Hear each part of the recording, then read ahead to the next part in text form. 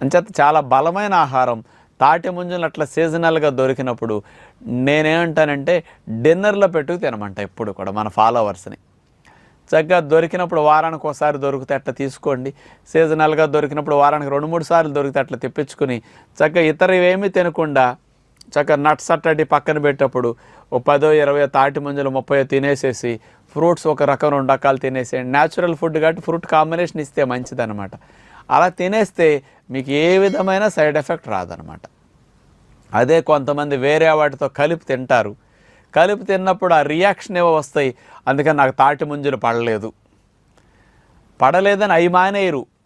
మీకే బోండాలో బజ్జీలో కలిపి తిన్నారు, తేడా వస్తే దీన్ని అంటారు తప్ప దాన్ని అనరు. అంచేత ఇలాంటివి కాంబినేషన్ ఇవ్వకుండా స్పెషల్గా తాటి ముంజల్ని సెపరేట్గా తీసుకుంటే ఈజీగా డైజెషన్ అవుతాయి, మంచిదనమాట మీకు. చాలామందికి తాటి ముంజలు తిన్నప్పుడు కూడా